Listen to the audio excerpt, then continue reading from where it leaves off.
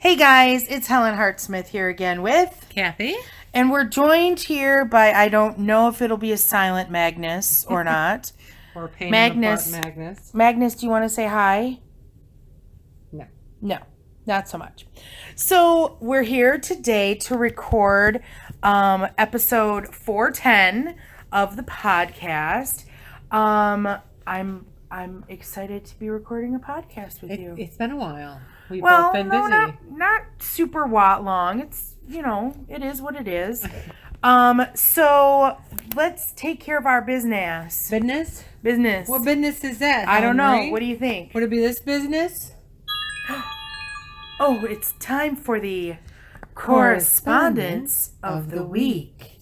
So, we opted to go with a color today based on our subject matter because of what it's kind of directly linked with for us. Right. So, Kathy, why don't you share what our correspondence is? It is the color purple. And no, we're not talking about the book, movie, or Broadway show. Right.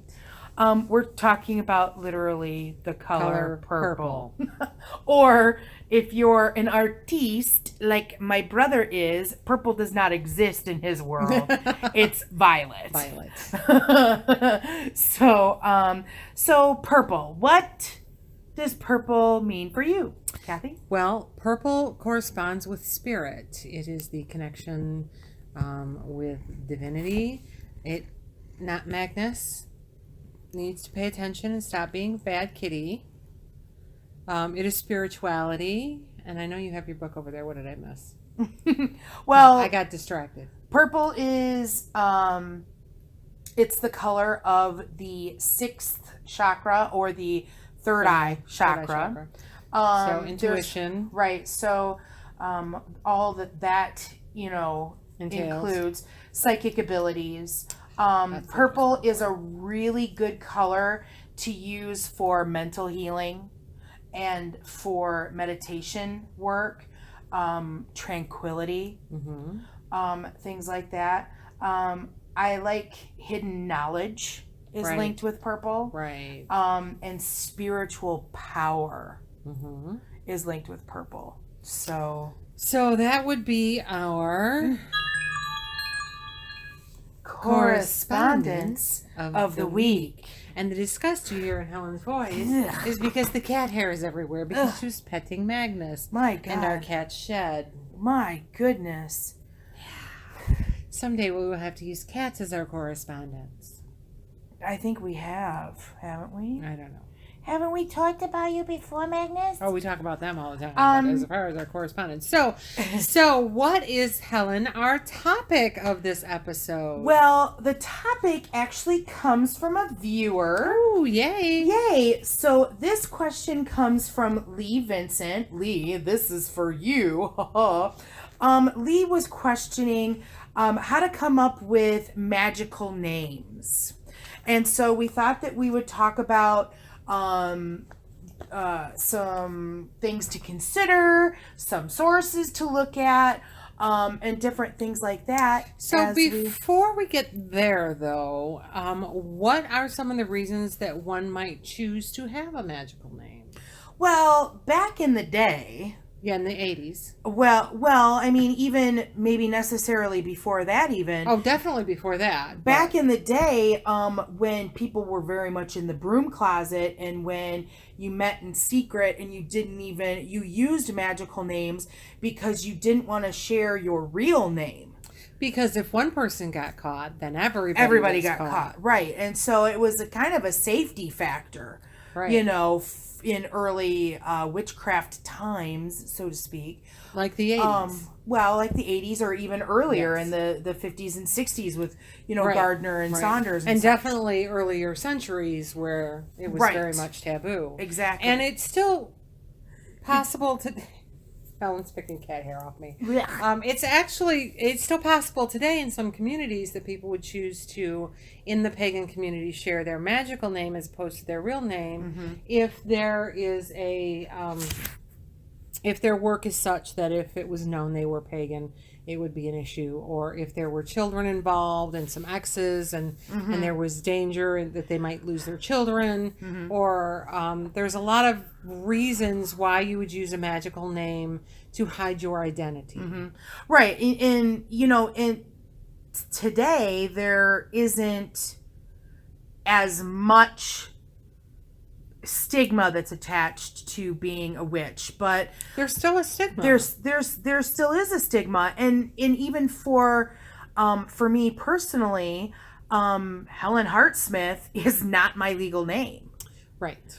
And that just kind of boils down to, it's a safety feature, because it would be one thing if my household were completely pagan or witchy and everybody was participating in stuff, but the reality is that my roommate is not pagan, and so there's a safety built into that. She doesn't need to be pulled into this world. Right. And there's a lot of celebrities even that they take a stage name, and I think for some pagans there's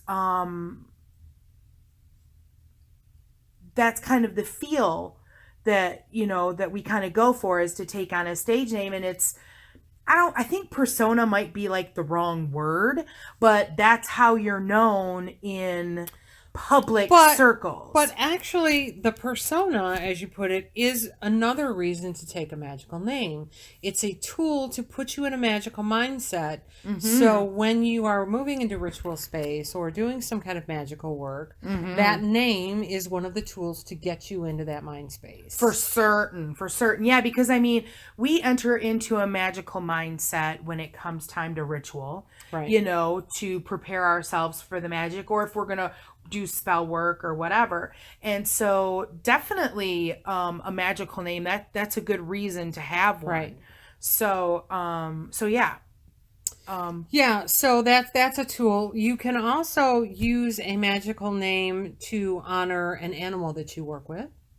For example, my magical name has an animal's name in it, or my original magical name, I guess I should say. You can use it to honor an ancestor of blood or milk, or a craft ancestor. Although there are a lot of people who use like Rhiannon or Morgan or Morgana. One of the cautions is try to make sure it's not the name that 50 million people also use as a craft name. Yeah, I mean, I've seen people talk about that, but I mean, so what? I guess it's not a big deal if it's something that you're using personally, but if you're on YouTube and you're going by this magical name and somebody looks for Morgana, you're going to come up with 50 or 100 different Morganas. So I guess that's something to like keep in mind, but I mean, if you connect with the name Rhiannon, then that's what you connect with, and nothing's gonna stop that. But I think we're kind of getting more into like where to look for names. Well, I mean, so continue that. You do it to honor. You can choose a name to honor an animal or a plant or a location. You can choose a name based on a quality that you would like to bring into your life. Okay. For example, I used amethyst for a long time because I wanted to bring in psychic abilities and spiritualism and so forth. I was trying to get away from where you find magical names before we got there, and then I moved right back in. I know, yeah. What the hell, man? Okay, so let's just talk about where can you look? Like, what are some sources to look at? And I feel like a little disjointed, guys, so I'm sorry. We kind of had a little outline, and then we've kind of gotten off of it. Okay, let's get back to it. Sometimes that's just how we roll. So I feel like we should say that this discussion can be used not only to find a magical name, but you can, I don't think a magical name is limited to just your individual. Right. Because we used much the same method. Oh, yeah. When we came up with the Mystics of Riallure. Right. And all of the classifications of membership in Mystics of Riallure. Correct. So Right. we very much look at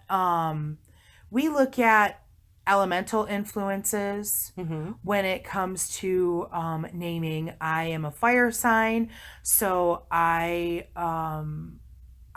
used the magical name Ibis Fire for a while, because Ibis is a bird that was linked, that is a firebird. It was linked with fire. And so I used that for quite a while. So you can definitely look at animals and plants that are associated with your element. Yeah, like fairies and gnomes and things of that nature. Right. Yeah. Because there's beings, there's the entities that are linked with each element. Like gnomes are the fire being, sylphs are the water being, sylphs are the fire. Sorry. Endives are water. Like endives or mer people are water. And what's the air? Fairies? Huh? Fairies? Fairies?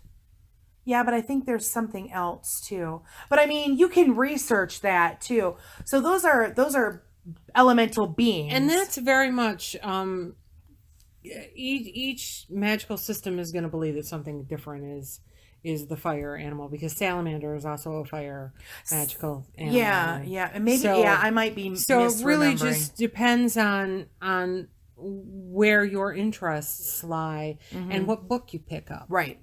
Another thing that you can look at for figuring out a magical name. So Mystics of Riallure, we knew when we formed that coven, we knew that we wanted that coven to honor the earth. Right. And so what we did was we started looking up how did you say earth in different languages? What are some of the earth goddesses? Exactly. And so Riallure is actually earth. So it's the Mystics of Earth right. is the coven. But if I remember correctly, Ria's a goddess. Is right. She's a goddess, but it's also, that's a language. And I think Ria is Greek. I believe it is, yeah. And Lure is Basque.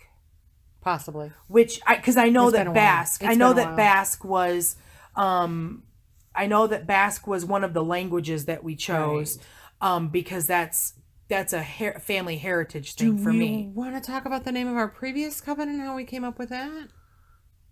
I don't remember. I do. Okay, well, if you remember how... So our previous coven was Fairies of the Burning Grove. And I remember now. And we were talking just a moment ago about elemental stuff, and one of our members was an air, and so she chose fairies to represent air, and Helen is a fire, so she chose the burning, and I am an earth, so I chose the grove. So Fairies of the Burning Grove. And I think this kind of leads us into those words were in lists in a book that you have. So there's actually 2 books, and they're by Phoenix McFarland. Let me just pull it back up again. She wrote them years ago because we found them. Yeah, you had. I didn't realize. Ago. Yeah, I knew that you had at least one book, but I didn't know if there were 2. So there is the new book of magical names and the complete book of magical names, which is part of Llewellyn's Modern Witchcraft series. Yeah, I believe they're still available. I am looking at the Amazon page where they are both available, and I will get those names from Kathy, and I'll have a link in the description box. There is also Ted Andrews has a book. Magical Name, A Practical Technique for Inner Power. Okay, but we don't have that, But right? I don't have that book. Yeah. So, but you have those too. I have them, however, they have been loaned out to Right. someone, So, I yeah, we don't them have the with actual me. books here, but there's actually lists of, different categories that you can kind of look down. So, like, Yeah, so it there's talks about the fire. elemental stuff, and it talks Right. about the animals. Right. And one of the things that I said earlier is, you can choose a name based on something that you want to bring into your life. So I had chosen amethyst at that time, but you could choose any number of things. If you want to be more calm, you would choose a calming name. I know. Get out of my water. So you can definitely look at animals and incorporate an animal into your magical name. If you have an affinity with something, you can look at I know. you can look, we talked about You can the look elements. at colors. You can look at colors. So you can my favorite color is red, so I might include, red or a hue or a name of red into something. Right. You can, I mean, you could pick a place that means something to you. So, and I don't know, like if in Michigan we have Silver Lake, which is where we have sand dunes and there's ATV and walking park and stuff like that. And if Silver Lake really means a lot to you, you could choose to use the name Silver in your name, or you could use the word silver because silver is associated with the moon goddess, or you could use it because you like the correspondences of the color.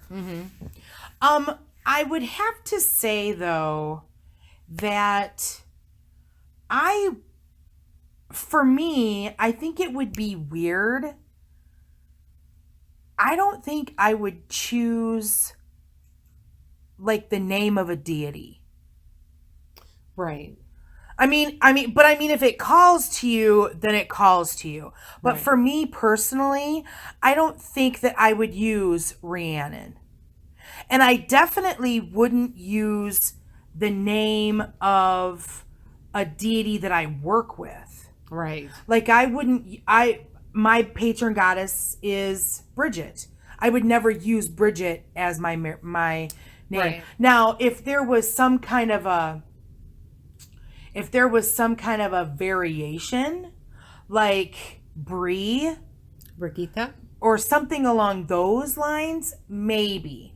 But I think that I wouldn't want to cloud my identity with another individual, like Right. another deity. with that of a deity, yeah. right? Because that would just be hard. Yeah, I think that would be weird.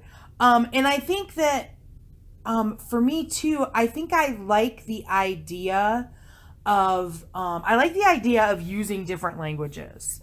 Now, like if we were looking at some articles and the author of one article talked about the first coven that she belonged to, you had to come up with a magical name that came out of Tolkien's Elvish language. Right. That's kind of interesting. Yeah, so that's another place that you can go for inspiration. Look at literature. Like you could pull something out of Tolkien, or the Wheel of Time has some beautiful names. Yeah, for sure. Aviendo or Nynaeve. And if you connect with that character, then that's definitely. If you want to bring properties that character has, Avienda in that series is she's a warrior, but whatever. She starts off Yeah. as a warrior. And then she enters into basically their holy people. Well, the wise woman training. Yeah. Well, right, but it's their holy people. Yeah. If you don't know the and she can use magic and things like that. So she transitions into that.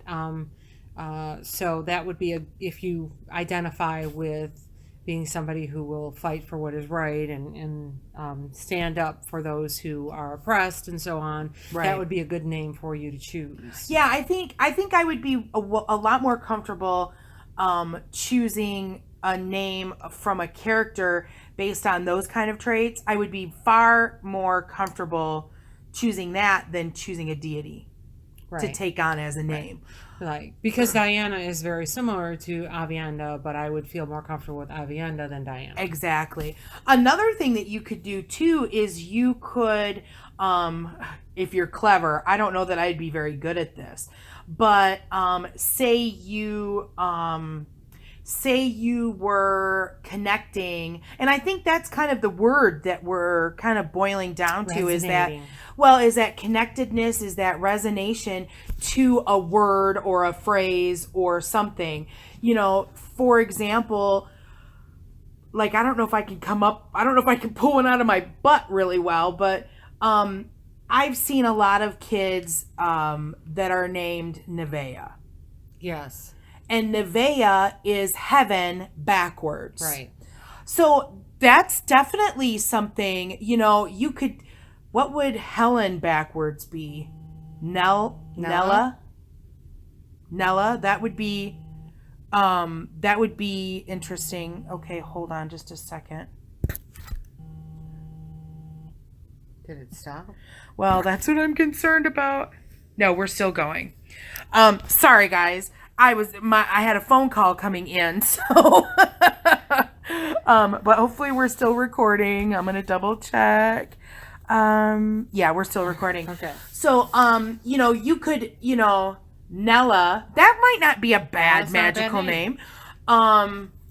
But you could do the same with a goddess's name and still resonate with that goddess, but not Yeah. be conflicting your or your identity. even try to like mix up the name. Right. You know, So like I am Lord Voldemort. exactly. Right. Right. Yeah, you know, you could try mixing up something like that. And that could help to get you something that has a really distinct sound Right. to it as far as a name goes. I think that would be kind of fun, and I would definitely, you know, look at that type of a technique. Right. That I kind of dig that. I'm going to have to remember that. So any other places where we could pull names from? There's anywhere. I mean, you could the go pick up language. a baby book and just flip through it. You know, Yeah, 'cause you could come up with a concept that you like I used calmness earlier, and you could pick up a culture that you like Greek, and you could go look up the Greek word for calm, and you could use that. Exactly. Yeah. Or the Aztec word for calm, or Exactly. fire, or anything Yeah. that you wanted to. Yeah. Another thing that you could look at too is, for instance, your name is Kathy. Mm-hmm. And so there's a lot of variations Right. of Kathy Right. from different cultures. Right. You know, in a lot of baby books, they will list out like the different variations. And I want to say that, like, say that you were heavily influenced by Russian culture. Ekaterina, Right. I believe, would be a variation of Catherine. Mm-hmm. So, you know, maybe you would want to look at Ekaterina or some variation of Ekaterina, like Katya, Right.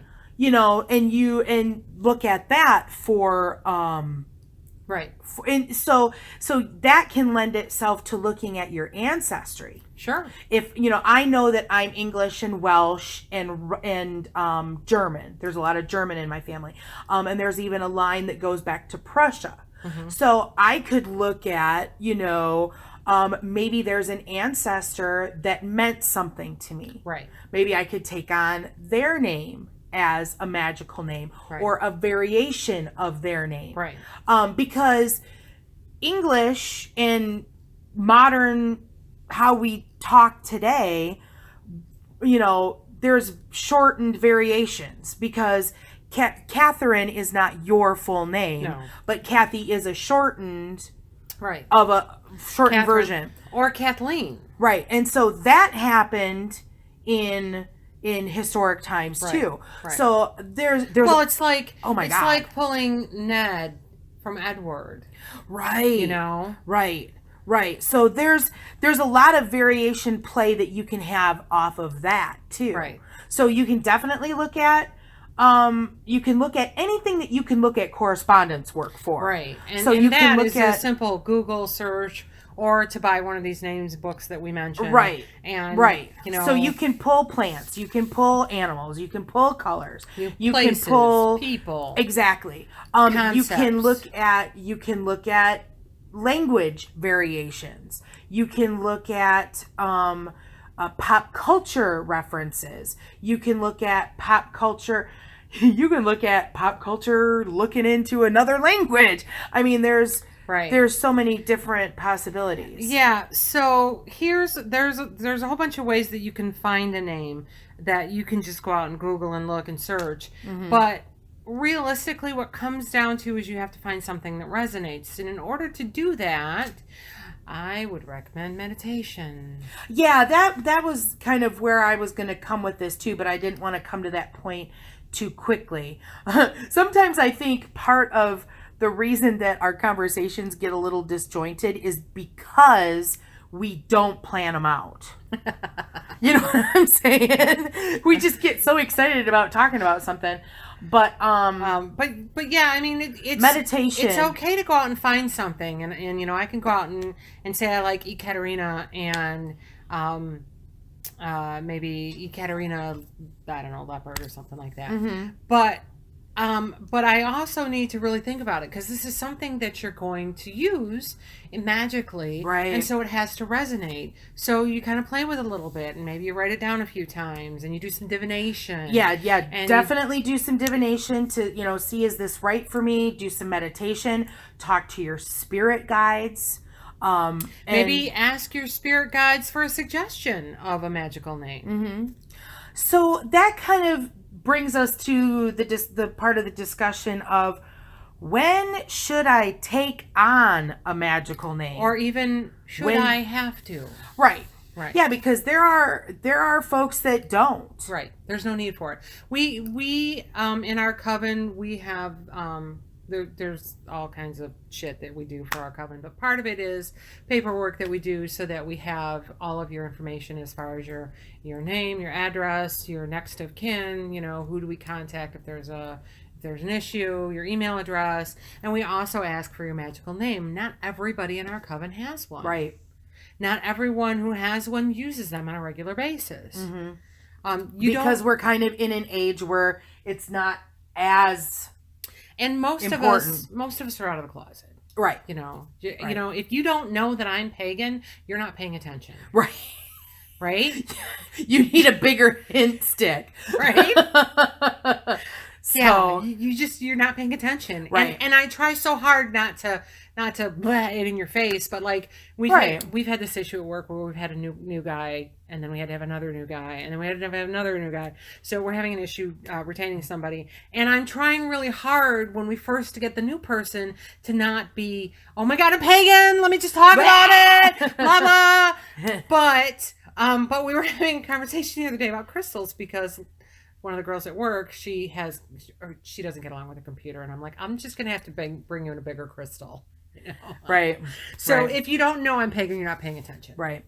So when would you take on a magical name? I would think that transitional period absolutely in your life is when you would take on a magical name, and that's kind of how it's been for me. I want to add to that, though.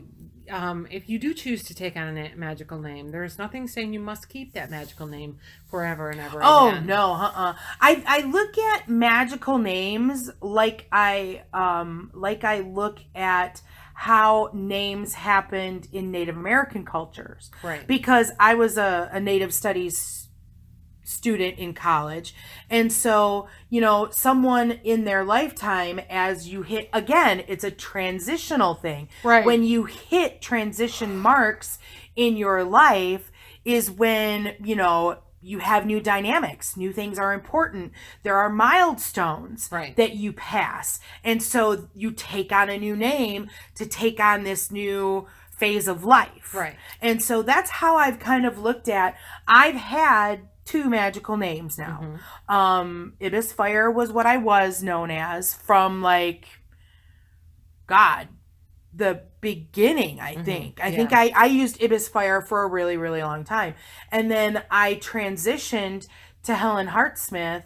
Well, it's about the time you started. When I finished, it was around in my 4th year at the temple. And when I I finished my 4th year, and that's when I kind of started doing the blog and the YouTube channel, and it just all kind of timed perfectly. And so that phase of my life is when I started using Helen Hartsmith.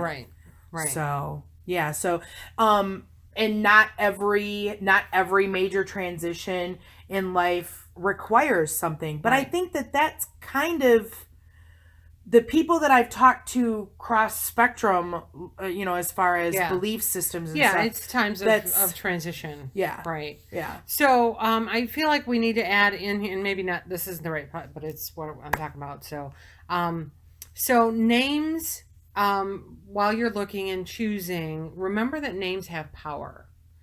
For sure. And it used to be that people believed that you could put a spell on someone else if you knew their true name. I forgot about that. Yeah, that's a good point. Yeah, so that was one of the reasons to have a magical name, because that was your true name, and nobody really knew it. It was something you held close to your vest. Right. And that way nobody could put a spell on you because nobody knew your true name. And so you can be public with a magical name, or you can have a public magical name and a private magical name. So that is entirely up to you. And how you feel things. That's as intricate as you feel like you need to make your existence. Right. I mean, you could choose to be a public pagan with your birth name or your married name in my case, or you can choose to keep that magical name private, so that no one can work magic on you based on that magical name. Right. And so that kind of keeps a layer of security for you. Or you can just say, I feel confident enough in my protective abilities, and I'm going to go public with this name. Exactly. Or it could be that you feel more comfortable using your magical name as your public name to hide your mundane, your nomad. Right. Because I'm an engineer by trade, by day, so to speak. I travel, I work in a circumstance where I'm out at work, but I come into contact with other people. And again, I'm pretty out there about what I am. But you don't introduce yourself and say, hey, I'm so-and-so, I'm a this, I'm a that, because that's just not how we roll. But if you look at it, Christians don't walk up and go, "Hi, I'm Baptist." Exactly. Right. But but as an engineer, if I go to a conference for my engineering side, then I don't maybe necessarily want to connect it with my spirituality. And that could be even if I was another spiritual on a different path, spiritual path than what I'm on. So that would be a reason to have a magical name to use as a public pagan. Exactly. Right. Yeah. Right. So. And a lot of times if you go to, like when we go to convocation every year, they ask you what name you want to have on your badge. Right. And a lot of people will use a magical name there. Right. Or not. Right. I mean, I want to say that I usually either put just my first name, or I think last year I might have done Helen Hartsmith. I think you did. And that's just because at that point the channel was growing and stuff like that, and I knew that I was meeting people that followed either the channel or the blog. Right. So I wanted it, yes, this is me. Right. kind of a thing. So, yeah. So I hope, Lee, that answers our question or your question. And a few more. Yeah. So if we weren't clear enough about something, or if we missed something, yeah, let us know.